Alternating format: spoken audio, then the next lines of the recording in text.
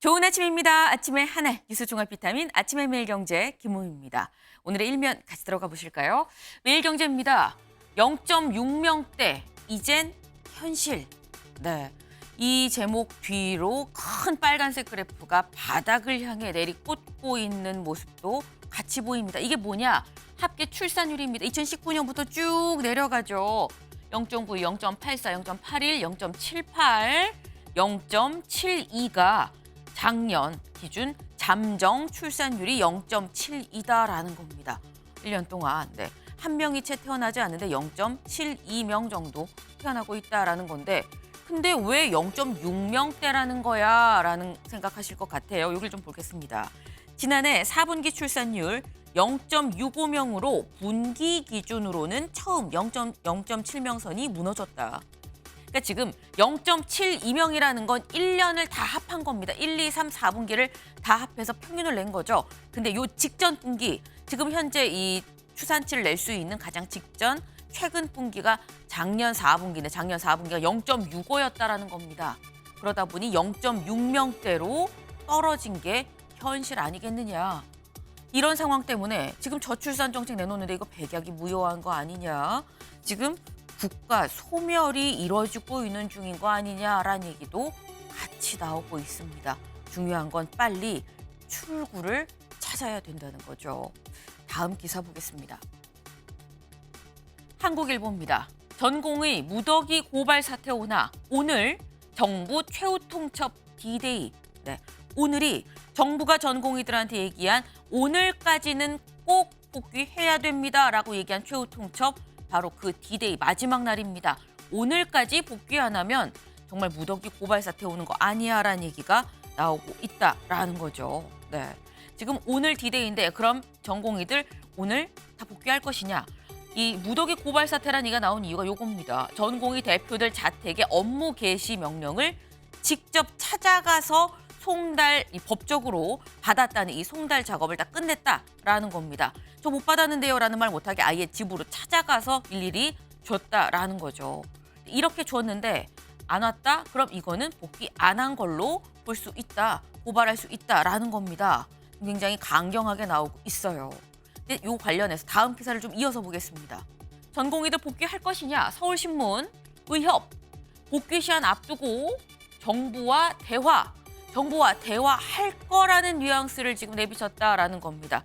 이걸 좀 보겠습니다. 의협은 총장님들께 보내는 호소문에서 현재 의료계가 정부와의 대화를 위해 협의체를 준비하고 있다며 협의체가 구성되기 전까지라도 의대 증원 신청 요청을 자제해달라라고 대화 가능성을 시사했다라는 겁니다.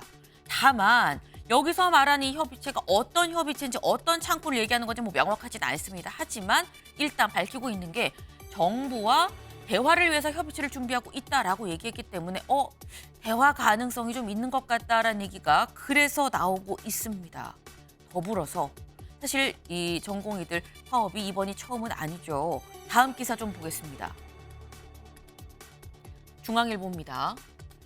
24년 전 첫 파업, 선배 의사들 병원 복귀해 정부와 대화를 24년 전 2020년 2020년이죠. 그러니까 그때 24년 전에 의약 분업이 있었습니다.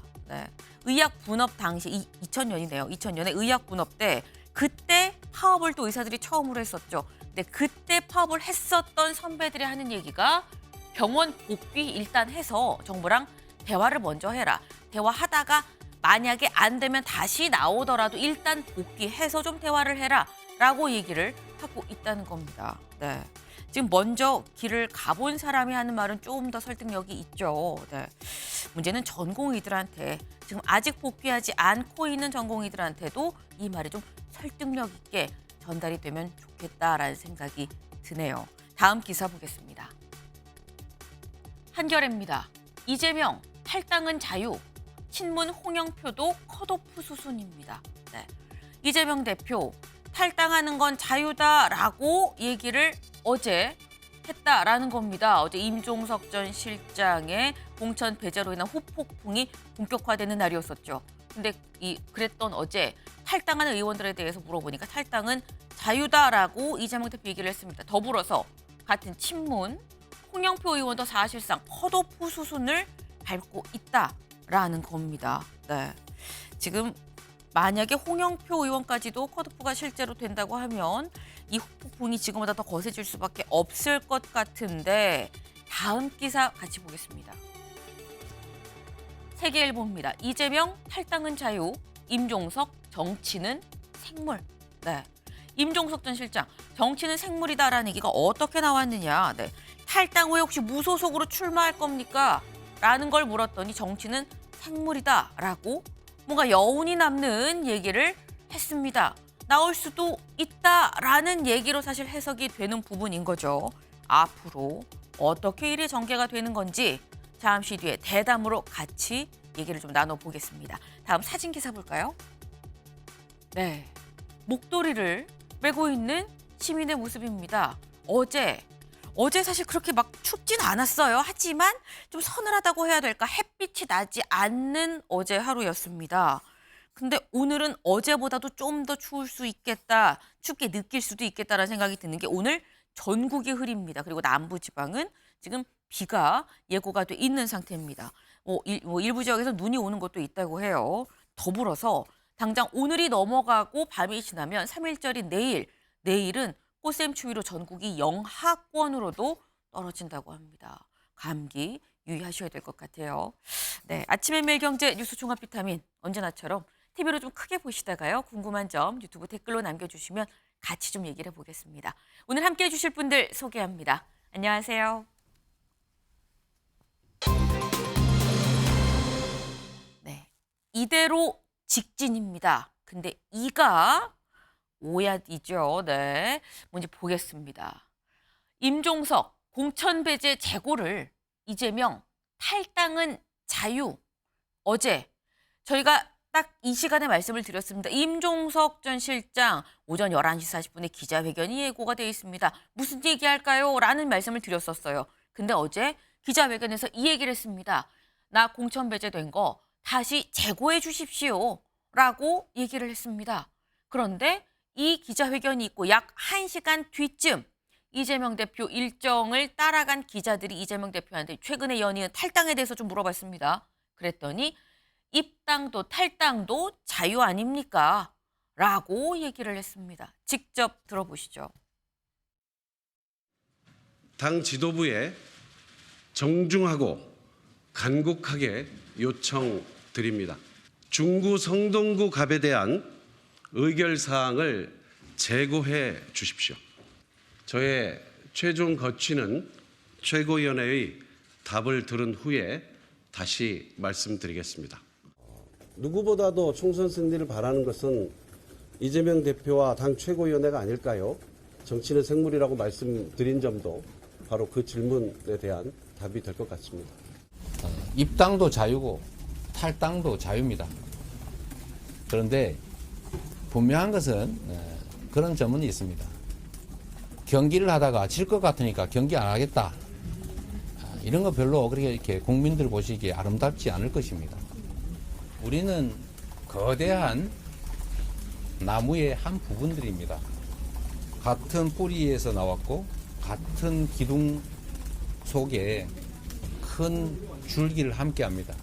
그러나 우리는 명문정당이고 오로지 윤석열 정권을 심판한다고 하는 이번 선거의 의미를 저희는 충실하게 존중하고 이행할 것입니다.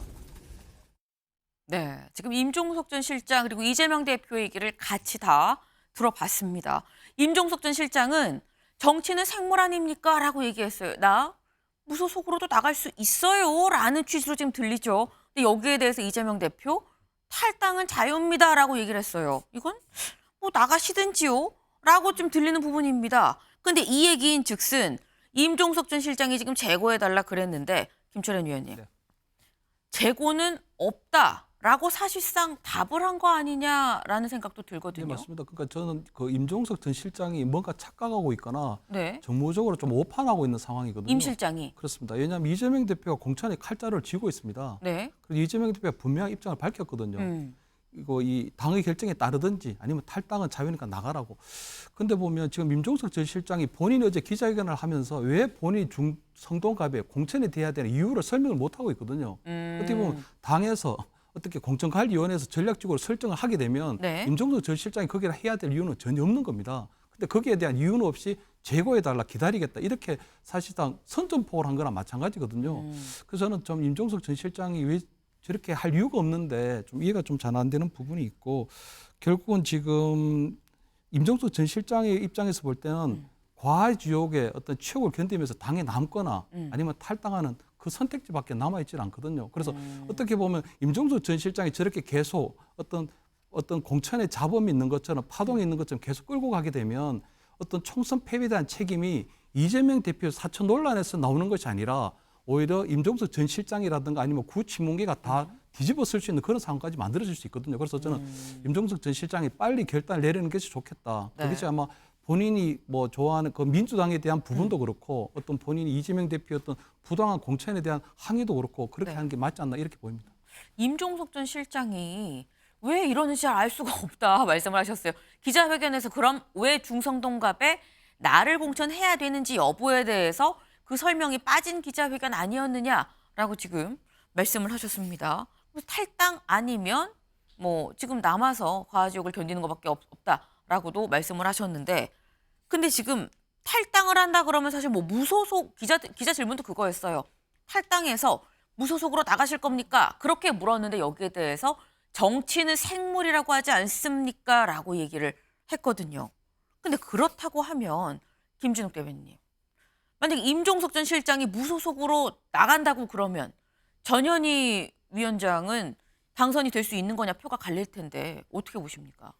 지금 임종석 실장은 모든 가능성을 열어놓고 말씀을 하신 것으로 보여집니다. 네. 일단 정치가 생물이라는 것은 정치가 할 수 있는 영역이 어떤 정해져 있는 틀 안에서만 이루어지는 것은 아니다라는 걸 지금 얘기하고 있는 거예요. 네. 거기에는 탈당도 포함될 수 있고 또는 무소속 출마도 가능하다는 얘기도 포함될 수 있겠지만 또 한편으로는 최고위에서 이미 기확정됐다 하더라도 다시 한번 재논의를 통해서 그 지금의 이 상황을 다시 반전시킬 수도 있지 않느냐라는 네. 의미도 같이 함께 내포하고 있는 것이 아니냐 이렇게 볼 수 있고요.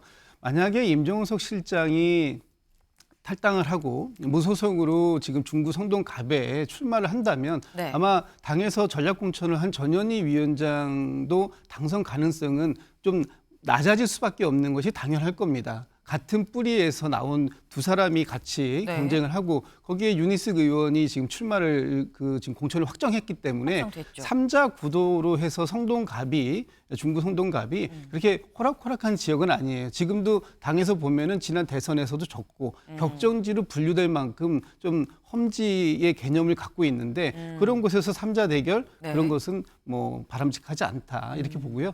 가능성도 좀 낮아 보입니다. 그러니까 정치는 생물이란 얘기가 꼭 뭐 무소속으로 나갈 수 있어요라고 무게를 뒀다기보다는 여러 가능성 중에 하나 최고위에서 정말 재고해서 결론이 바뀔 가능성까지도 넣어서 그런 표현을 쓴 거 아니겠느냐라고 말씀하셨는데 그럼 짧게 이것만 더 추가로 여쭤볼게요. 최고위에서 재고해갖고 바뀔 가능성이 있는 겁니까?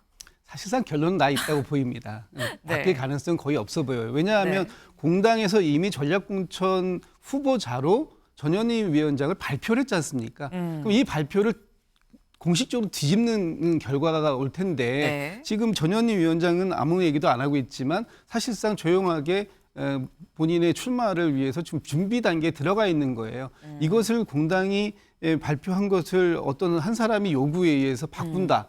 그렇게 되면 다른 지역에 있는 많은 사람들도 그럼 우리 지역도 저런 식으로 재고해달라라고 요청이 들어올 수 있고 네. 그 경우에 만약 이런 경우들을 수습하는 것이 지도부의 몫으로 가게 되면 또 지도부는 그에 대한 또 책임을 더 져야 되는 상황들이 올 수 있기 때문에 지금 상황은 사실상 결론은 나 있다. 그럼에도 불구하고 명문 정당을 약속한 게 있지 않냐. 네. 그리고 당의 통합, 당의 승리를 위해서는 한 번 더 지도부가 고민해 볼 필요가 있는 지점이 있으니 그 지점을 다시 한번 요구한 거다. 이렇게 해석할 수밖에 없을 것 같아요. 네. 사실상 바뀔 게 없는 상황이다라는 말씀이에요. 사실상 바뀔 게 없는데 그럼에도 불구하고 재고해달라라고 공개적으로 기자회견을 통해서 임종석 전 실장이 얘기를 했다는 거 이거는 또 일각에서 볼 때는 명분 쌓기 아니냐라고 또 해석이 될 여지도 있어 보입니다. 일단 그 얘기는 제가 잠시 뒤에 좀 이어서 해보고요. 일단 이재명 대표가 한 얘기, 탈당은 자유다라는 요 얘기 어제 굉장히 많이 회자가 됐습니다. 다음 기사를 좀 볼까요?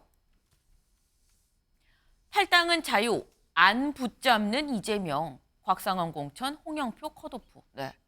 탈당은 자유다라는 얘기, 안 붙잡겠다라는 얘기 아니겠느냐라는 겁니다. 더불어서 다음 기사 보겠습니다. 입당도 탈당도 자유, 이대로 직진. 저희 오늘 키워드였죠. 이대로 직진, 마이웨이 하겠다는 것 같다라는 겁니다. 지금 지금 정한 입장, 좌고 우면 않고 그냥 앞으로 쭉쭉 가겠다라는 거예요. 지금 이재명 대표의 탈당도 자유다라는 이 얘기에 많은 해석들이 지금 나오고 있습니다. 이재명 대표의 스탠스가 이런 거 아니겠느냐. 더불어서 이 얘기와 함께 같이 굉장히 많이 회자된 사진이 또 있습니다. 바로 이 사진입니다. 어제 이재명 대표 일정 때문에 한 피트니스 센터를 좀 갔어요. 그런데 갔는데 여기에서 러닝머신 지금 시연을 한다고 딱 틀었는데 요즘 러닝머신은 틀면 TV가 같이 나옵니다. 근데 이 TV에 마침 나오던 장면이 임종석 전 실장이 기자회견을 하는 모습이었습니다. 공천 배제 관련 입장 표명을 하고 있다라는 이 모습이 바로 마침 또 공교롭게 맞아떨어졌다라는 거예요. 이 모습 저희가 영상으로 준비했습니다.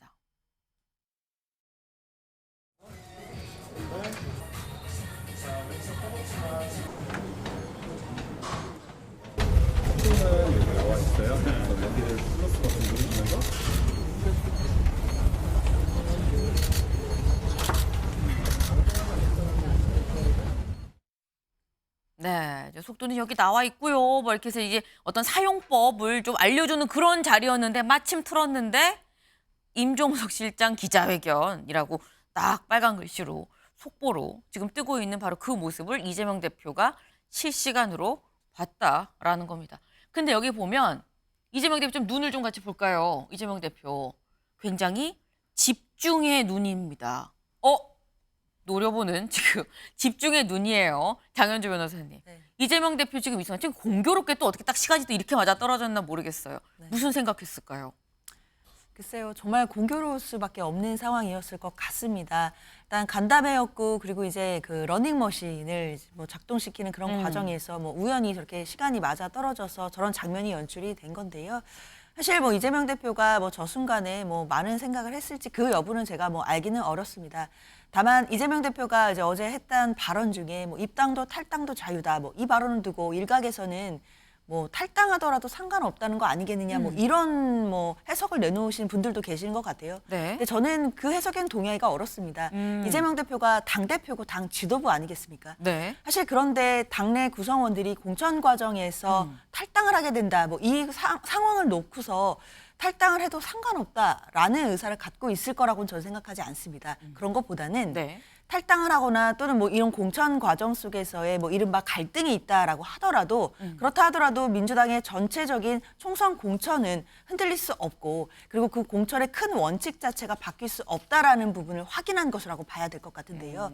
그렇기 때문에 지금 지도부가 계속 강조하고 있는 시스템 공천과 그리고 기준에 따른 공천이 계속해서 이루어지고 있다라는 것이 또 일관된 입장입니다. 그 입장에 따른다라고 한다면 사실상 많은 지역구에서 지금 갈등이나 잡음들이 나오고 있지만 그럴 때마다 항상 그 기준을 달리 또 적용할 수는 없는 겁니다. 원칙이 정해져 있다면 그 원칙을 그대로 가져가는 모습도 보여드려야, 그래야만 이 공천이 끝났을 때 모든 구성원들에게 다 납득할 수 있고 수긍할 수 있는 공천이 될 수 있거든요. 그런 차원에서 원칙을 강조한 것이지 뭐 탈당은 자유라고 했다고 해서 탈당해도 상관없다라고 말할 수 있는 당대표는 저는 절대 없다고 생각합니다. 그렇기 때문에 이런 부분을 두고 뭐 논란을 확대하거나 또는 이 발언의 취지를 뭐 확대 해석하는 것보다는 당대표가 지금 시스템 공천의 원칙을 그대로 하고 있다라는 부분을 좀 더 강조해야 될 것 같습니다. 네.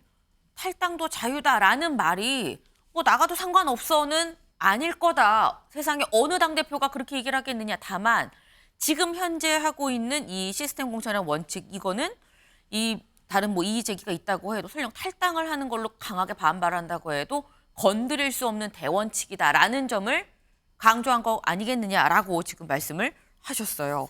그런데 그게 아니다. 이게 대원칙이라서 그게 아니라 정말 나가도 괜찮다는 거 아니야. 그리고 우리가 나가기를 바라는 거 아니야.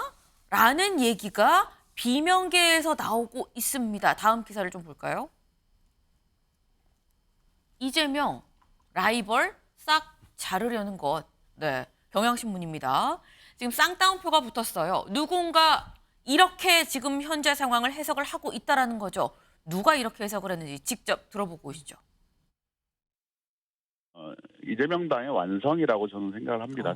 사당화의 완성이기 때문에 다른 비명계라든지 친문이라든지 이런 분들이 이 당의 공천을 받아서 다시 22대 국회 때 들어오는 것들이 이 본인에게는 굉장히 부담이다 이렇게 생각을 하셨던 것 같고요. 예. 당 대표 경선이라든지 예. 대선이라든지 이런 측면에서 봤을 때 라이벌 자체의 싹을 아예 잘라버리겠다라는 생각이 아닌가 생각이 들어요. 네네. 임종석을 배제했는데 그럼 전현희 위원장의 경쟁력이 어떤지 조사도 돌려보지도 않고 덜커덩 해버린 거예요. 그래서 제가 아는 상식으로는 정말로 이거는 찾아보기 힘든 과정과 결과를 이재명 대표가 정말 이건 기괴하게 한 거예요. 우선은 임종석 실장이 개인의 문제를 좀 넘어서서 정말 이게 일단 납득이 돼야 될 거 아니에요. 그래서 그러면 배제 사유나 이런 것들을 좀 분명히 해주고. 네, 윤영찬 의원 그리고 최재성 전 수석입니다. 두 사람 다 친문입니다. 두 사람이 얘기하는 게 지금 결국은 지금 이렇게 얘기했죠. 윤영찬 수석. 이재명 당의 완성, 사당화 완성하려는 거 아니겠느냐. 이재명 당으로 만들려고 하는 거다. 라이벌의 싹을 잘라버리겠다는 생각이다.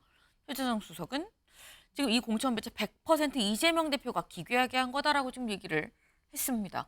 라이벌의 싹을 아예 잘라버리겠다는 생각이다. 요 얘기는 지금 이 앞으로 있을 전당대회, 당대표 경선 그리고 다음 대선에서 왜 이 얘기를 하는 것 같아요. 라이벌이라고 얘기를 한 거. 김준욱 대변인님.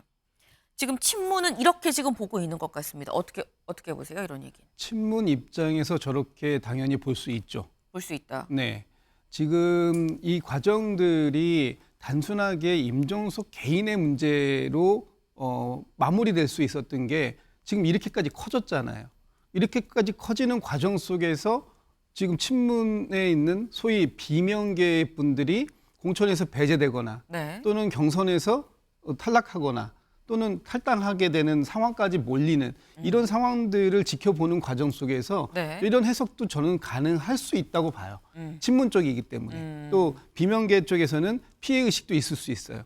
그런데 이렇게 지금 문제를 보다 보면 이 상황들이 이 관리가 안 되고 있다는 게 여실히 보여지지 않습니까?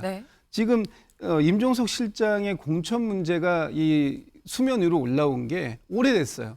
이 과정 속에서 과정 관리가 전혀 안 되다 보니까 이렇게까지 커지게 만들어버린 거예요. 이 과정에 대한 책임은 누가 질 것이냐. 이 부분을 지는 사람들은 전혀 없고 당내에서는 하위 20% 또는 여론조사 문제 이런 것들이 계속해서 튀어나오고 있고 이거에 대한 책임지는 사람도 없다.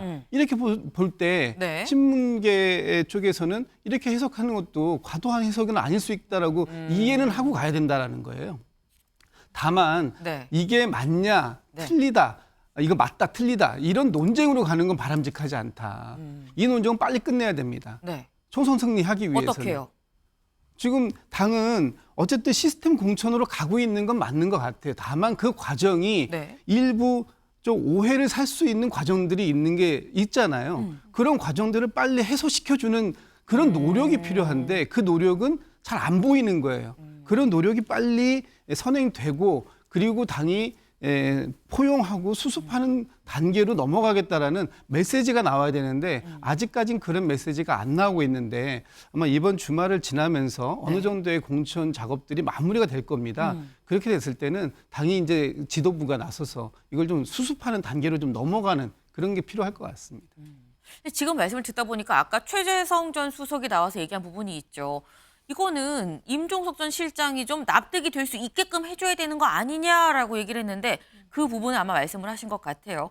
아니면 왜 아닌지 여부가 설명이 되고 그 이후에 어떤 포용하는 모습 이런 게 좀 같이 메시지가 나와줘야 뭔가 지금 상황을 빨리 종결할 수 있는 거 아니겠느냐라는 지금 그 말씀하셨다는 건데 근데 최재성 수석이 이 얘기도 했죠. 이거는 100% 이재명 대표의 생각이다. 이거는 이재명 대표가 좀 기괴하게 한 거다라고 지금 얘기를 했습니다. 근데 김윤영 위원님, 지금 보통 기괴하다는 표현이 기자 입장에서는 보통 사건 사고 소식을 전할 때 범행 수법이나 뭐 기괴하다 뭐 이런 얘기를 하게 되는데 정치권에서 기괴하다는 표현은 진짜 좀 이례적이라는 생각이 듭니다.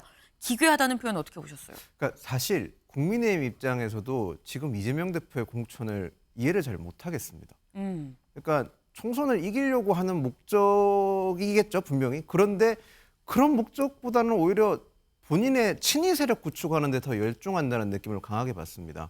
가령 예를 들어서 박용진 의원 같은 경우는 지난 네. 총선에서 서울 최다 득표자입니다. 저희 입장에서 굉장히 껄끄러운 상대일 뿐만 아니라 그분께서 하신 의정 활동은 굉장히 인정받는 부분이 많았습니다. 민주당 안에서는 최다 득표였었죠. 네, 민주당 서울에서. 최다 득표자였는데 네. 그런 분이라면 그 자기 지역구뿐만 아니라 다른 지역구까지 영향을 줄 수 있는 분을 공천을 배제하는 것을 보면서 무슨 의도일까라는 생각을 굉장히 많이 했고요. 지금 현재 이재명 대표의 공천 방향은 저는 그렇게 생각합니다. 본인이 다음 전당대회에서 승리하고 다음 대권까지 안전한 길을 깔기 위해 아스팔트를 깔고 있다. 그렇게 보고 동시에 더 나가서 대선에서도 다른 범야권 세력들에게 지지를 받기 위해서 뭐 통합 비례 공천단이라든지 이런 걸 구성하고 있다. 그렇게 보고 있습니다. 지금 말씀이 친위 세력이라는 표현을 쓰셨어요. 그래서 앞으로 본인이 나아가는 데 있어서 정치 행보를 하는 데 있어서 뭐 대선, 다음 전당대회 등등 이 정치 행보하는 데 있어서 본인의 친위 세력, 그러니까 친명 세력, 친명 당을 만들기 위해서 그런 거 아니겠느냐라는 말씀인데 장현주 변호사님 어떻게 보십니까? 글쎄요, 저는 민주당이 뭐 상대적으로 국민의힘보다 시끄러운 공천하고 있다라는 이야기들이 많은데요. 그 시끄러운 어떤 공천 갈등의 원인을 무조건 친명과 비명 간의 계파 갈등에서만 찾는 것도 잘못됐다고 생각합니다. 저는 어떻게 본다면 이 계파 갈등의 또 한 가지 프레임이라고 생각이 드는데요. 이게 지역구가 253개 아닙니까? 네. 그 지역구마다 지금 공천이 다 신청하고 이루어지고 있는 부분들이 있는데 그 과정에서 일어나는 잡음들이 무조건 다 계파 갈등에서만 원인을 찾을 수 없는 지역도 많이 있습니다. 그리고 뭐 예를 들자면 어제 공천됐던 부분들 중에서 뭐 안민석 의원 같은 경우에 사실상 컷오프가 됐거든요. 안민석 의원 같은 경우에도 민주당 내에서는 또 대표적인 친명 인사로 분류되던 분이신데 그럼 그분이 컷오프 되는 것은 계파 갈등의 프레임에서 어떻게 설명이 가능하겠습니까? 그렇기 때문에 지금 여러 가지 이야기들이 나오고 있지만 그 모든 원인을 계파 갈등의 한정에서만 찾는다라고 한다면 저는 오히려 본질에서 벗어난 거라고 생각합니다. 지금 이 본질은 결국 우리가 지난 총선에서 민주당이 많은 의석을 차지했기 때문에 네. 현역들이 많고 그리고 그 현역에 도전하는 원외 정치인들이 많다는 것 거기에서부터 출발을 해야 됩니다. 그렇다고 한다면 결국 이 부분은 그 현역 의원들도 혁신의 요구에 대해서 예외가 될 수 없다라는 부분을 민주당은 확실히 하고 있는 것이고 결국 이 공천 과정들이 끝나고 난다라고 한다면 결국 대진표도 완성이 될 것이고 공천 확정자 명단이 나올 텐데 그때 국민들께 그동안 민주당이 공천이 상대적으로 시끄러웠다라고 했는데 그게 현역들을 물갈이하고 혁신을 하기 위한 과정이었구나라는 부분들을 설득할 수 있다고 생각이 듭니다. 그렇게 국민들이 알아주신다라고 한다면 결국 내부적으로도 다시 또 단합해서 나갈 수 있는 힘이 생기기 때문에 사실 지금 모든 현상들을 계파 갈등 하나에서만 원인을 찾는 것도 저는 좀 문제가 있다 이렇게 생각합니다. 친명, 비명 이 계파로 지금 나눌 게 아니다. 보면은 친명도 좀 포함이 돼 있는 거 아니냐. 물론 저희도 그 얘기 잠시 뒤에 좀 하긴 할 건데 친명도 포함이 돼 있는 걸 보면 컷오프에 이런 걸 보면 계파 문제가 아니다. 나중에 공천 다 끝나고 전체 현역 물갈이 친명, 비명 몇 명인지 보면은 전체판에서 보면은 좀 다를 수 있다. 지금만 보면 안 된다라는 말씀을 하셨어요. 네. 근데 지금 비명은 이거 친위 세력이야. 우리 지금 학살 당하고 있는 거야. 라는 얘기를 지금 계속해서 하고 있는 거죠. 비명에서. 근데 여기서 드는 의문도 이런 의문이 또 제기가 됩니다. 조선일보예요. 같이 볼까요? 한동훈이 외친 운동권 청산 왜 이재명이 앞장섰나? 라는 조선일보의 기사입니다. 네. 사실 한동훈 위원장이 처음 정시를 시작을 본격적으로 여의도 정치를 좀 시작을 하면서 얘기했었던 게 운동권 청산을 얘기를 했습니다. 그러면서 나왔던 한동훈 위원장인데 근데 왜 그 운동권 청산 프레임을 이재명 대표가 앞장서서 같이 만들어가고 있는 거냐라는 지적이 나오고 있다라는 거예요. 운동권 누가 있는데 보겠습니다. 네, 지금 현재 위기의 운동권 지금 물음표가 붙었어요. 지금 임종석 전 실장 얘기가 가장 많이 나왔죠. 그리고 임종석 전 실장 옆에 계속 나온 얘기가 홍영표 의원 얘기도 나옵니다. 임종석, 홍영표 다 운동권이죠. 여기에 컷오프된 기동민 의원도 운동권입니다. 송갑석 의원 그리고 이인영 의원, 인재근 불출마를 선언을 했습니다. 일단 이 사람들이 다 운동권이다. 근데 그러면 왜 되게 운동권만 솎아내는 거 아니야? 라는 얘기가 나올 수 있다라는 거죠.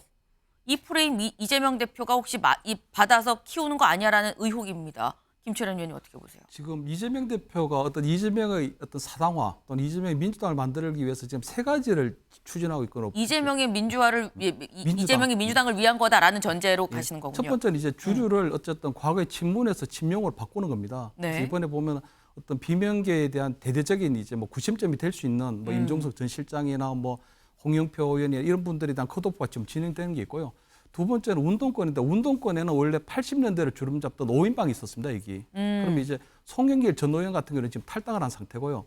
그다음 우상호 의원 같은 경우는 불출마를 했어요. 그러니까 그 두 분을 빼고 네. 나머지 세 분이 송갑석, 임종석, 이인영인데 이 세 분이 과거에 전대협이라는 80년대 엘리트 운동권 출신들이거든요. 그래서 지금 한동훈 비대위원장이 얘기하는 엘리트 운동권의 상징들이 저분들인데 지금 그 이재명 대표 같은 경우는 이제 전대협 저기에서는 본인이 운동권 경기에 미천하기 때문에 사실은 저 엘리트들한테는 조금 비주류로 조금 콤플렉스가 있거든요. 그래서 지금 보면 저분들 있는 본인이 보면 네. 후임 이제 전대협 의장이 보면 이제 지금 천준호 의원이라든가 아니면 박홍근 전 원내대표는 이런 분들이 전대협 후에서 한총련으로 넘어가거든요. 그렇기 때문에 본인이 전대협 시대를 종료를 하고 이제 한총련의 의원들을 갖고 이제 당 운영하겠다는 그런 부분이 있고요. 지금 인재근 의원이나 기동민 의원 같은 건 좀 다른 게 지금 민주당 내에는 친문계만 있는 게 아니고 정세균계, 이낙연계, 김건태계 이런 다양한 군소계보들이 있거든요. 그래서 네. 보면 이번에 이낙연 전 총리 같은 탈당을 했는데 거기에 이제 상징적인 좌장이 서른 의원입니다. 그러니까 이번에 컷오프 되죠. 그다음 정세균 의원 같은 경우는 거기 김영주 부의장 이번에 네. 컷오프 되고 그다음 인재근 의원 같은 경우도 김건태계는 이제 이번에 다 정리를 해야 되기 때문에 이번에 안규일영이라는 전혀 듣도 보도 못한 그런 정치 신을 그제 꽂아버리거든요. 그렇기 때문에 아마 전체적으로 볼 때는 이번에 아마 총선을 통해서 주류뿐만 아니고 운동권 주류 그리고 민주당 내에 있는 군소 계보마저도 싹 정리해서 완벽하게 이번 총선을 통하고 난다면 이재명 민주당이 이제 완성이 되는 그런 단계에 있는 걸 봐야 되죠. 지금 김철현 의원님은 이재명의 민주당을 완성하기 위해서 한동훈 위원장이 제시한 프레임이라도 그걸 이제 받아서 어쨌거나 운동권 같이 청산하는데 좀 같이 가는 거 아니겠느냐라는 말씀을 하셨어요. 김진욱 대변인님 어떻게 보십니까? 지금 저는 한동훈 위원장께서 말씀하시는 운동권 청산이 시대 정신이다라고 말씀하시는 거에 대해서는 전 동의하지 않습니다. 다만 오비일학격으로 민주당에서 지금 이루어지고 있는 공천 소위 물갈이, 네. 혁신 이런 것들이 운동권을 겨냥한 거 아니냐 그러는데요. 사실 운동권이 정치권에 들어온 건 김대중 대통령이 젊은 피 수혈이라는 이름으로 해서 영입한 겁니다. 저분들이 빠른 경우에는 20대 또는 30대 초반에 정치권으로 영입돼서 지금 거의 약 한 30여 년 가까운 시간 동안 이 정치권에서 활동을 왕성하게 하신 분들이거든요. 지금 이번에 단수공천을 받으신 김민석 의원 같은 경우에도 대표적인 운동권이세요. 네. 이런 분들 또 박원근 의원 말씀하신 박원근 의원도 운동권입니다. 그리고 그 이후의 세대라고 하는 전대협 이후의 세대라고 하는 한총련 세대. 한총련은 운동권 아니냐? 거기도 운동권이다. 그렇다면 운동권 청산이라는 프레임은 맞지 않다. 다만 장강의 안무를 뒷물이 밀어낸다라고 얘기하듯이 시대의 변화에 따른 세대 교체, 그 세대 교체가 조금 더 자연스럽게 또 본인이 먼저 불출마도 선언해주고 또 그 경선이나 이런 방식을 통해서 자연스러운 교체 방식으로 갔다면 아마 지금보다는 이런 표현들은 안 나왔겠죠. 근데 그렇지 못하고 막 약간 전략 지역으로 바뀌고 그리고 인위적인 어떤 배제 이런 식으로 이제 프레임이 형성되다 보니까 이런 부분들을 이재명 대표가 나서서 운동권을 청산하고 있다 이렇게 지금 이제 프레임이 이제 전환되고 있는데 저는 그렇게 생각하지는 않아요. 네. 지금 오비락이다. 다만 86 운동권 세대의 세대 교체가 이루어질 필요성이 있다는 얘기는 원래부터 쭉 있었고 그게 지금 시점인 것도 맞는 건 맞는 건데 그게 한동훈 위원장이 얘기를 해서 그걸 뭐 받아서 간 건 아니다라고 지금 말씀을 하셨어요. 근데 지금 계속 이 교체되는 이런 분위기에 대해서 홍영표 의원은 이런 얘기를 했습니다. 이 얘기를 좀 들어보고 얘기를 이어가 볼까요? 그렇죠. 아주 많지는 않겠지만 전체적으로 저는 한 5에서 한 10명까지 될 수도 있다. 나가라. 그런 분위기 아닙니까? 당에서, 당 지도부에서 나가라. 나가는 걸 저는 오히려 뒤에서 즐기고 있을 거라고 생각합니다. 네. 일단 굉장히 86 운동권을 중심으로 해서 지금 다 뭔가 교체되고 있는 그런 분위기. 이런 분위기에 대해서 홍영표 의원은 이재명 대표는 뒤에서 지금 즐기고 있을 거다라고도 얘기를 했어요. 장현주 변호사님. 이재명 대표는 즐기고 있을 거다. 아까도 말씀드렸지만 사실 총선을 앞두고 있는 야당 당대표고요. 지도부인데 당연히 당내 갈등이 벌어지는 걸 원하고 있을까요? 저는 그렇게 생각하지 않고요. 뒤에서 즐긴다는 말은 있을 수 없는 얘기라고 생각이 듭니다. 그만큼 지금 야당에서 당연히 당 구성원 모두가 총선에서의 승리를 다 간절하게 바라고 있고 노력을 하고 있지만 그중에서도 이 총선 승리를 가장 또 원하고 바라는 분 중에 한 분이 당대표 아니겠습니까? 당연히 이 총선 결과에 따라서 당대표의 개인적인 앞으로의 정치적인 커리어도 달라질 수 있을 만큼 또 개인적인 정치적인 또 인생도 달려있다라고 할 수 있습니다. 그런 중요한 선거인데 이 과정에서 나오고 있는 당내 구성원들의 갈등을 즐긴다는 건 저는 있을 수 없는 일이라고 생각이 들고요. 그렇기 때문에 저런 이제 발언들은 아무래도 이제 당내 갈등 상황이 지금 현존하고 있고 이 갈등이 앞으로 더 커질 수도 있다라는 것을 또 보여주는 경고 정도로 봐야겠습니다. 그렇다면 이제 결국 지도부에게 남은 숙제는 우리가 혁신과 단합이라는 두 마리 토끼를 잡아야 되는 것인데 사실 그 두 가지가 혁신도 단합도 다 좋은 말이긴 한데요. 어떻게 보면 또 상충되는 면도 있습니다. 혁신은 말 그대로 누군가는 또 고통스러운 과정일 수 있거든요. 그 과정에서 분명히 혁신 공천이 일어나게 된다면 또 상처받으시는 분들도 계실 것이고 그럴 때 그런 분들을 어떻게 또 상처받지 않고 함께 단합해서 같이 갈 수 있을지 이런 부분을 다독이는 또 리더십이 필요한 순간입니다. 그렇다라고 한다면 지도부로서는 물론 혁신과 단합 두 가지를 함께 가져가는 거 참 어려운 숙제이지만 꼭 해내야 되는 것이기 때문에 지금은 혁신의 시간인 것이고 이 혁신의 시간이 지나가고 난다라고 한다면 분명히 단합의 시간도 올 것이라고 저는 믿고 있습니다. 네. 지금 혁신이 지나가면 단합의 시간이 올 것이다. 그리고 여기서 중요한 건 지도부의 역할이다라는 점도 분명하게 또 강조를 하셨습니다. 지금 상황이 아까 말씀하셨죠. 이거 뒤에서 즐기고 있는 거 아니야? 이런 얘기가 나오는 상황 자체가 앞으로 이 갈등이 조금은 더 커질 것 같다라는 경고, 시그널 정도로 좀 볼 수 있을 것 같다 말씀을 하셨는데 임종석 전 실장의 공천 폐쇄 그리고 거기서 이어지는 후폭풍과 비명 공천, 학살이라는 표현까지 나오는 지금 이런 상황들이 다 같이 맞물려서 쭉 이어지고 있습니다. 근데 여기에 한가운데 있는 임종석 전 실장 어제 기자회견을 하고요. 오전에 기자회견을 하고 저녁에는 다시 저녁 유세에 나갔습니다. 유세 모습 잠깐 같이 보고 오시죠.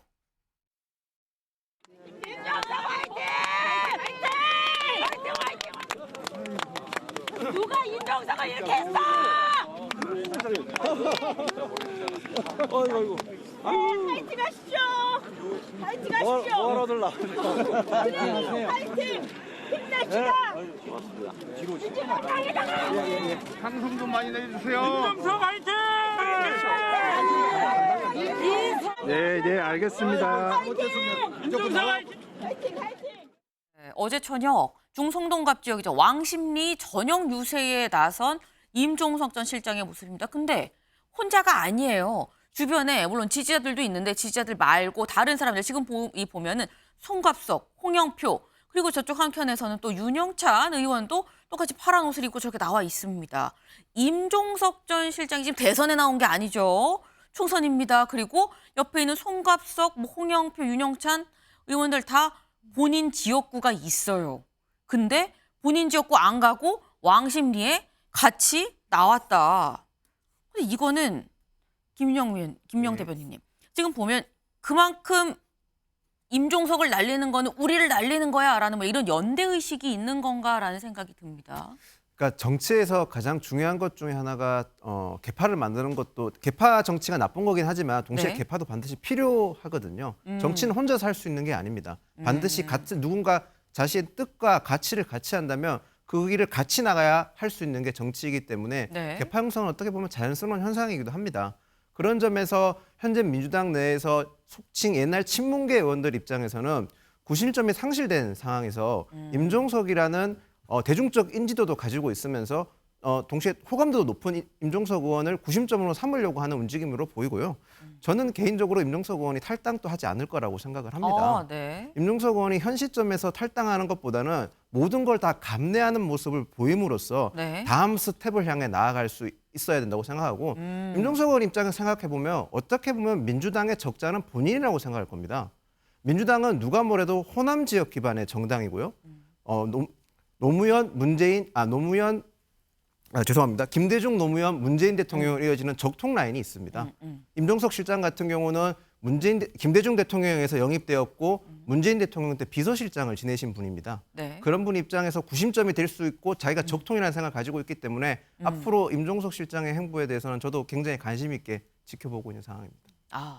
일단 임종석 전 실장은 탈당을 안 할 거다. 왜냐하면 내가 여기에 적통이라고 생각을 하기 때문 아니겠느냐라고 말씀을 또 하셨어요. 그 부분도 사실 좀 지켜봐야 될 부분이긴 합니다. 임종석 전 실장이 정치는 생물이라고 얘기는 했지만 정말 나갈 건가 안 나갈 건가. 근데 지금의 이런 상황이 어떻게 보면 이 가늠자가 될 수 있는 거는 이거다라는 기사도 오늘 있었습니다. 다음 기사 볼까요? 임종석 뇌관 터진 문명대전 홍혜영 공천에 확전 달렸다. 홍혜영 누구냐? 홍영표, 전해철, 이인영이라는 겁니다. 같이 볼까요? 네. 홍영표, 전해철, 이인영.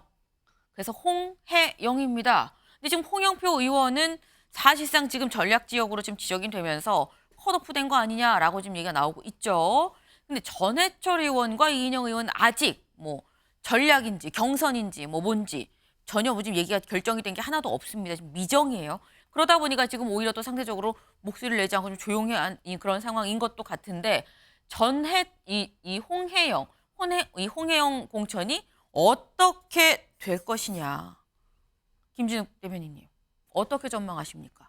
지금 저기 전략 지역이라고 지정되어 있는 홍영표 의원 같은 경우에는 정확하게 말씀드리면 전략 경선 지역입니다. 그러니까 전략 경선 지역이라는 것은 경선을 통해서 전략적 후보를 선택한다라는 건데 거기에는 홍영표 의원이 포함될 수 있어요. 그리고 아직 완전히 저기 사실상이라는 표현이 붙어 있습니다만 네. 컷오프가 확정된 건 아니다. 그리고 전해철, 이인영 두 분의 경우에도 네. 지금 이 지역이 저는 이건 좀 긍정적이진 않은 시그널 같아요. 이분들 같은 경우에도 빨리 공천관리위원회에서 정리하거나 후보를 발표하거나 했으면 이렇게까지는 안 될 것 같아요. 근데 지금 그게 늦춰지다 보니까 이 지역도 전략공천 지역으로 전략 지역으로 지정되는 거 아니야? 라는 지금 그 의구심을 갖게 만들고 있는 것도 당이다. 네. 그러니까 좀 빨리 진행해서 왜 이 지역은 후보가 되는지 안 되는지를 좀 당이 좀 설명해 줘야 될 것 같아요. 저는 이런 부분이 좀 당이 좀 답답한 부분이라고 봅니다. 그러니까 이게 논란을 네. 잠재우는 게 아니라 논란에 계속 그 기름을 부어주고 있는 꼴이 되는 셈인데 그걸 지금 당이 자초하고 있다. 이런 지역들일수록 관심이 많은 지역이지 않습니까? 근데 저희 전체 선거구가 많다 보니까 네. 물론 순차적으로 진행을 하다 보면 늦을 수 있어요. 그럼 늦게 되면은 이게 그런 이유에서 늦는 것이지 이게 전체적으로 이게 무슨 이 비명, 친명 때문에 늦는 거다. 이런 공천 갈등이 있는 거다.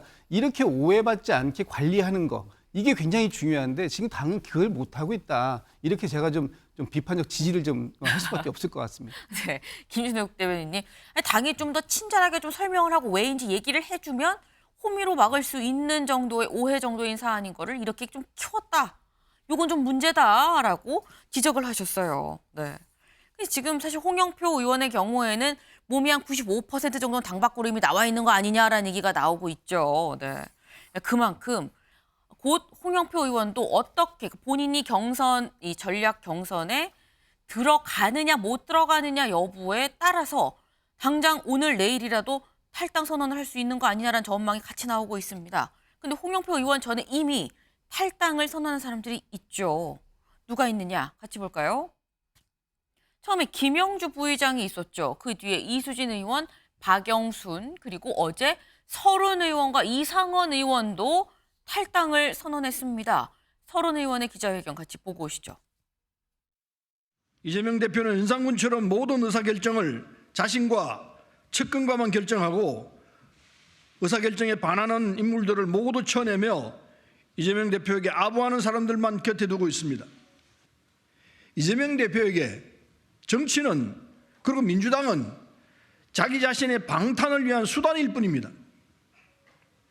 윤석열 정권의 고통받는 국민은 눈에 보이지 않고 그저 자신이 교도소를 어떻게 해야 가지 않을까만을 생각하며 당을 운영하고 있습니다. 저는 이런 민주당을 이제 떠나고자 합니다.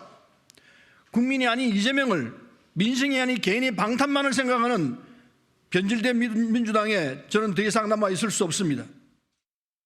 네, 서른 의원 이재명 대표에 대해서 연산군이라고 지금 얘기를 했습니다. 장 변호사님, 연산군 비유 어떻게 들으셨어요?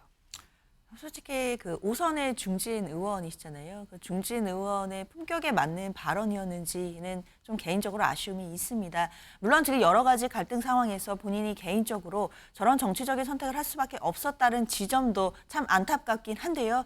그래도 또 5선으로 또 민주당에 계셨으면서 나가시는 마당에 저런 말씀을 하신다는 게 또 당원들께는 또 큰 상처가 될 것 같습니다. 이재명 대표도 또 당원들이 또 압도적인 지지율로 선택한 당대표였기 때문에 그런 측면에서는 이재명 대표에 대해서 날선 비판을 하는 것은 또 결국 또 지지를 하고 있는 당원들에게는 또 큰 상처가 될 수 있기 때문에요. 그런 부분에서는 또 중진 의원으로서의 또 언어의 품격이라는 것들 이런 부분들을 생각하게 하는 하루였습니다. 네, 중진 의원으로서 너무 과한 표현 아니냐라는 말씀을 지금 하신 거예요.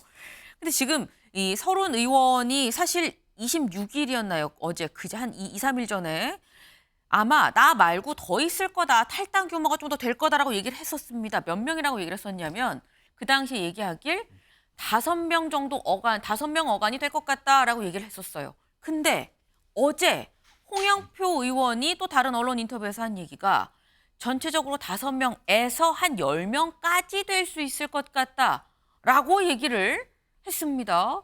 근데 이거는 김철현 의원님, 지금 보면 불과 이건 26일이고 28일이거든요. 이틀 사이에 5명에서 5명 받고 더블이 됐어요, 지금.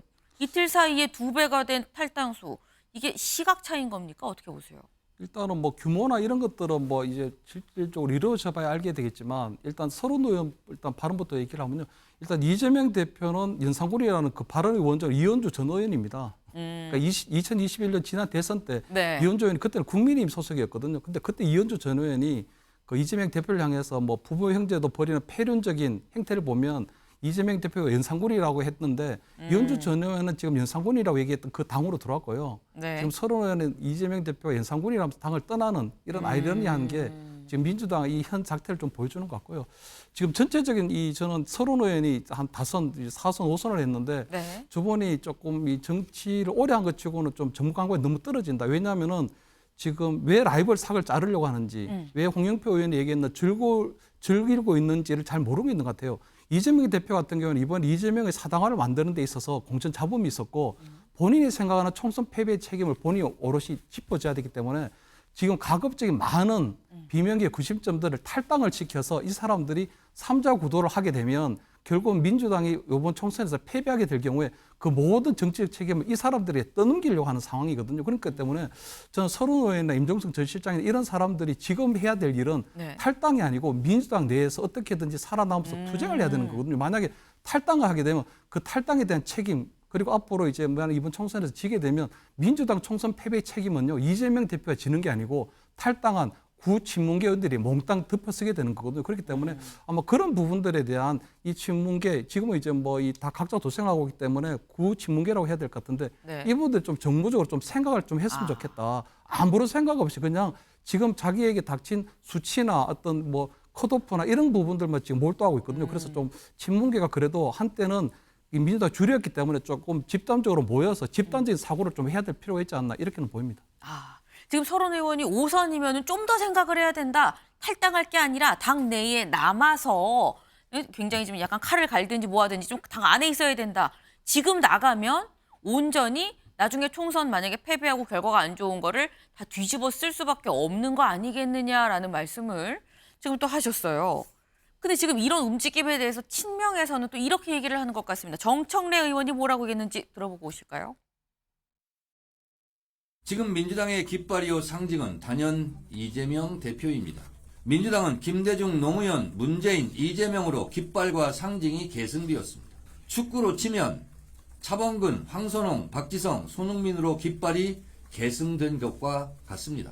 신인 축구 선수들이 노장 선수들의 자리에 교체되는 것이 축구계의 흐름이라면 신인 정치인들이 노쇠한 정치인들을 밀어내고 교체됩니다. 이것이 시대의 흐름이고 시대의 정신입니다. 친노, 친문은 되고 친명은 안 됩니까? 네. 친노, 친명은 되는데 친문은 왜 안 되냐. 지금 시대 정신, 지금의 손흥민은 이재명인데 라고 지금 얘기를 했습니다. 김유영 대변인님 어떻게 보세요? 저는 일단 손흥민 선수를 비유하는 거 보고 굉장히 놀랐습니다. 네. 그 대한민국에서 건드리면 안 되는 사람이라고 해서 유재석, 손흥민, 뭐 김연아, 요즘은 또 임영웅 가수까지 포함되는데 그런 네. 분들의 특징은 철저한 자기 관리와 구설수가 없는 점 그리고 안티가 없는 점인데 이재명 대표가 거기 몇 개 해당되는지 잘 모르겠습니다. 그런 비유를 하는 거 보고 자의식이 좀 과잉되셨구나라는 생각이 들었고요. 저런 발언 자체가 지금 민주당이 갈등하고 있는 상황에서 더 기름을 붓는 격이거든요. 저런 발언 상대당 최고위원이시지만 굉장히 적절하지 못했다고 생각을 합니다. 네. 불난집에 기름을 붓는 발언 아니겠느냐라고 또 말씀을 하셨어요. 근데 사실 오늘 만평이 하나 있었습니다. 만평을 좀 같이 볼까요? 네. 지금 민주깃발 상징은 이재명이다. 친노, 친문은 되고 친명은 안 되냐라고 아마 정청래 최고위원인 것 같아요. 지금 민주당 깃발을 이제 들고 있는 뭐 그런 모습인 건데 근데 보니까 안 되는 건 아닌데 점점점 하고 밑에 보니까 지금 친문이 네, 푹 찔려 있습니다. 네. 아무 말 못하고 푹 찔려 있다라는 김진웅 대변인님. 안 되는 건 아닌데 점점점 어떻게 보셨어요? 좀 이거는 좀 너무 과하다 생각이 됩니다. 왜냐하면은 실제 이런 것과 이런 것 같을 거다는 건 완전히 다른 얘기예요. 지금 저 윗부분은 맞는 얘기일 수 있어요. 그렇지만 밑에 부분은 또 안 맞는 얘기라고 주장하시는 분들도 있지 않습니까? 그래서 이게 이제 이런 걸 관리하라고 사실 지도부가 있는 건데 지도부가 저 그림을 완성체로 만들어주는 것처럼 발언하는 거 이거는 저는 좀 문제가 아닌가라는 생각이 드는 거예요. 아무리 옳은 말도 그 맞지 않는 내용하고 결합되지 않게 관리를 잘 해줘야 되는 얘기인데 이것이 두 개가 지금 붙어 있지 않습니까? 저기도 지금 그림이 나눠져 있지 않습니까? 네. 윗부분과 밑에 부분은 각각이 다른 거예요. 네. 근데 저걸 하나의 그림으로 완성시켜주게 만드는 거 이거는 지도부가 할 일은 아니라고 보이죠. 지금 이게 이 그림과 이 그림이 여기에서 여기로 넘어가게끔 만든 게 지금 지도부의 관리 소홀 아니고 미숙인 거 아니겠느냐. 지금 계속 당 지도부 정신 차려야 됩니다라는 말씀을 수차례 반복해서 말씀을 하고 계세요. 근데 지금 당 상황이 지도부의 책임을 물어야 되는 상황만큼 지금 굉장히 좀 심각하게 가고 있습니다. 뭐 하루하루 가면서 오히려 이 갈등이 더 커져가는 걸로 보이는 이런 상황. 근데 이런 상황에서 사실 멀리 떨어져 있는데 모두가 이목이 집중돼 있는 사람이 있죠. 바로 문재인 전 대통령입니다. 다음 기사 볼까요? 명문 전면전 우려에 공천 말아끼는 문입니다. 네. 지금 문재인 전 대통령 SNS 글이나 뭐 다른 데 전혀 뭐 어떤 언급이 없는 상태입니다. 그런데 친문계 인사들이 이렇게 얘기를 하더라고요. 들어보고 오실까요? 그리고 이재명 대표에게 지난번 양산 에서 명문정당 얘기를 했잖아요. 그때도 그런 말씀을 나눈 걸로 알고 있습니다. 그래서 문재인 대통령의 생각이죠. 뭐 디테일하지는 않겠지만 일종의 이제 주문이라 그럴까요? 뭐 그런 것들이 저는 있었던 걸로 알고 있습니다. 그렇지만 대통령은 모든 말 하나하나가 진심이거든요. 예. 그런 분이 별도로 만나서 이재명 대표에게 그런 부탁을 했다면 그거는 대통령 입장에서는 굉장히 간절한 부탁이었을 겁니다. 그런데 그런 부탁을 단 하루 만에 다른 얘기로 화답했다는 건 저는 문재인 전 대통령님에 대한 예의도 아니고 그리고 정치를 이렇게 끌고 가서는 안 된다라는 정말 탄식을 할 수밖에 없게 만듭니다. 네, 지금 최재성 전 수석 그리고 윤영찬 의원 두 사람 다 친문입니다. 그리고 임종석 전 실장이 친문, 문재인 정부 때 비서실장을 했고 대표적인 친문 인사이기 때문에 뭐 더더욱 아니 어떻게 이럴 수가 있습니까? 문재인 전 대통령이 요청을 했는데 지금 이거를 안 받은 거 아니냐? 그분이 그냥 말씀하시는 분이 아니라 정말 간절하니까 말했을 텐데라고 지금 얘기를 하고 있거든요. 근데 어제 이 두 사람 친문 인사에 이런 얘기가 나오고 이런 글이 또 올라왔습니다. 네, 김지호 전 민주당 당대표 정무조정부실장이에요. 지금 친명계 이 측근 인사로 꼽히는 사람이죠. 뭐라고 했느냐? 임종석, 윤영찬 선배님, 문재인 대통령님 이름 말고 자기 이름으로 정치하실 때도 된 거 아닙니까? 문재인 전 대통령 자꾸 이렇게 뒷배 끌어들 거예요 라는 느낌으로 지금 얘기를 했어요. 김철현 의원님, 어떻게 보십니까? 일단 윤영찬 의원이 조금 계속적으로 실수를 하고 있는 게요. 지금 이재명 대표는 시스템 공천을 얘기하고 있거든요. 겉으로는 어떻든 간에. 그런데 지금 윤영찬 의원이 밝힌 건 결국 문재인 전 대통령이 뒷구멍으로 공천을 부탁했다는 것밖에 실토한 것밖에 안 되는 거거든요. 그래서 그렇게 되면 누구 편을 들어줄 건가 저런 것에 대해서 좀 생각을 좀 했으면 좋겠다는 생각을 들고요. 문재인 전 대통령은 이재명 대표의 공천에 대해서 벌써 간접적으로 불편한 심기를 여러 차례 표현을 했습니다. 본인하고 함께 일했던 3명의 전직 총리 중에 이낙연 전 총리를 벌써 탈당을 했고요. 네. 2명의 전직 총리가 얼마 전에 이재명 대표의 불공정 공천에 대해서 문제 제기를 했거든요. 했죠. 그렇기 때문에 저는 문재인 전 대통령이 충분하게 이재명 대표에 대해서 본인이 공천을 좀 공정하게 해달라고 하는 의사는 전달됐다고 보고 지금 친문계가 더 어리석은 게 지금 문재인 전 대통령이 무슨 입장을 내달라는 얘기를 자꾸 하고 있는 거거든요. 만약에 문재인 전 대통령 입에서 뭔가 한마디라도 나오게 되면 앞으로의 총선 패배 책임은 몽땅 문재인 전 대통령이 다지게 되는 겁니다.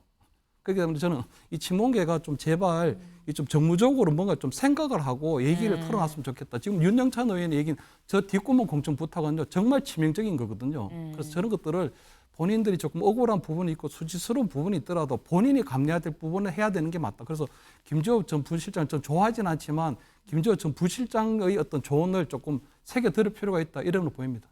네, 오늘 저희 방송 보고 친문계에서 또 스카우트 제안이 오는 것 아닌가 싶습니다. 계속 연이어서 이렇게 생각해야 된다, 저렇게 생각해야 된다. 지금 조언을 막 하고 계세요. 네, 지금 친문 이렇게 하면은 결국 이 만약에 총선 결과가 안 좋으면 다 지금 뒤집어 쓰는 상황 아니겠느냐. 지금 이렇게 뭐 공천을 부탁해도 이런 얘기하면 안 된다라고 지금 말씀을 하셨습니다. 근데 여기에 대해서 또 아까 김지호 정무부실장이 언제까지 문재인 전 대통령 얘기할 거예요? 라고 얘기를 했거든요. 근데 이거는 장현주 변호사님. 사실 정치권에서는 뭐 저희가 기수가 좀 이렇게 확실한 곳이 또 정치권도 좀 그렇거든요. 초선, 중진, 그리고 뭐 4호선 뭐 의장급이 또 다른데 얘기하는 게 하극상 아니야? 라고 느껴질 수 있는 부분인 것 같기도 했고요. 어떻게 보셨어요? 글쎄요, 그런 부분보다는요. 당 내에서는 당연히 구성원들이 많기 때문에 여러 이야기들 저는 자유롭게 나올 수 있다라고 생각합니다. 또 그게 당연히 민주당 내에 보장되어 있는 또 자유로운 분위기라고 할 수 있을 텐데요. 그렇기 때문에 지금 여러 가지 상황들을 놓고 당내에서 당연히 여러 가지 의견들이 나오는 것이 정상이고 그렇게 의견들이 나와야만 저는 건강하게 또 토론하고 또 치열하게 이야기해서 결국에는 또 단합의 과정으로 국민들께 또 반전의 감동 드릴 수 있다고 생각을 합니다. 그런 과정으로 봐야 될 것 같고요. 다만 뭐 그 지금 이른바 뭐 명문 정당이 지금 파열음이 난다라는 이제 여러 해석들이 있지만 저는 이 부분도 마찬가지에서 이런 계파 갈등의 프레임으로만 너무 현상을 놓고 좁게 보는 것 자체가 프레임 전쟁이기 때문에 저는 이런 부분엔 동의하기 어렵고 이런 갈등들의 측면보다는 결국 이 공천에 혁신 공천이 있다라는 부분, 이 본질을 조금 더 들여다봐야 되는 시절이 아닌가라는 생각이 듭니다. 네, 지금 개파로 지금 프레임을 잡으면 안 된다라는 말씀을 또 하셨어요. 근데 사실 개파로 프레임을 잡으면 안 된다라고 말씀을 하셨는데 친명에서도 사실 이번 공천에서 나도 좀 반댈세 이의를 제기하고 있는 상황입니다. 친명 안민석 변제일 컷오프, 친명 희생 강요 말라 반발. 네. 지금 안민석 변제일 의원 친명이죠. 그런데 우리가 왜 컷오프돼? 우리가 친명이라서 그런 거냐라고 지금 얘기를 하고 있습니다. SNS에 이런 글을 올렸어요. 지금 안민석 의원, 내가 친명이란 이유로 희생을 강요하면 안 된다. 변제일 의원, 내가 친명이기에 계파 균형을 위해서 희생이 돼야 되는 겁니까? 라고 얘기를 했습니다. 지금 내가 친명이라서 오히려 역차별을 받고 있다라는 얘기예요. 근데 또 한편으로 생각을 하면 김유영 대변인님. 네. 이게 역차별이 되려면 비명계에서 이른바 이건 공천 학살입니다라고 얘기한 어떤 그런 그 공천, 그들에 대한 그런 공천도 사실 정무적인 판단이 좀 있었다라는 게 같이 그럼 인정을 하고 가는 건가라는 생각도 듭니다. 그러니까 민주당이 지금 공천 과정을 설명을 제대로 못 해주고 있기 때문에 이런 문제가 발생했다고 생각을 네. 합니다. 사실 민주당 같은 경우는 의석수가 많았기 때문에 충분히 공천을 그러니까 오히려 공천 잡음이 많을 거라는 걸 충분히 예상할 수 있었거든요. 네. 그래서 조금 더 세밀하고 추가적으로 설명을 많이 할 수 있는 시스템을 만들었어야 되는데 그런 시스템이 지금 이재명 대표는 시스템 공천을 한다고 하지만 그런 시스템이 부재하면서 발생하는 요인이 있고 그런 설명이 제대로 되지 못하면 공천은 계속 잡음이 나올 수밖에 없습니다. 공천 되는 사람보다 공천 신청한 사람이 월등히 많고 공정한 공천을 만들려면 253개 선거구에 다른 공천룰을 만들어야 됩니다. 근데 그건 불가능하기 때문에 결국에는 큰 공천룰 하나에서 세밀한 설명을 해줘야 되는데 그게 부족해서 발생한 거라고 그렇게 보고 있습니다. 네, 지금 김윤영 대변인 말씀은 아까 김지숙 대변인님 말씀이랑 사실 좀 상통하는 부분이 있어요. 김지숙 대변인 짧게 여쭤봅니다. 역차별, 친명 역차별이다. 주장 어떻게 보세요? 역차별이 되려면 거기에 비명계가 전략공천 되면 역차별이죠. 그렇지만 지금 저기가 전략지역이 됐는데 앞으로 누가 공천이 될지는 모르겠습니다만 비명계가 전략공천 된다라는 보장은 별로 없어요. 그래서 지금 말씀하신 친명에 대한 역차별이라는 주장은 조금 지금 단계에서는 좀 과한 평가가 아닌가라고 생각할 수밖에 없을 것 같아요. 네, 친명 역차별도 아니다. 비명에 대한 공천 학살도 아니지만 친명 역차별도 아니다라고 또 말씀을 하셨습니다. 좀 지켜봐야 될 것 같아요. 다음 키워드로 넘어가 보겠습니다.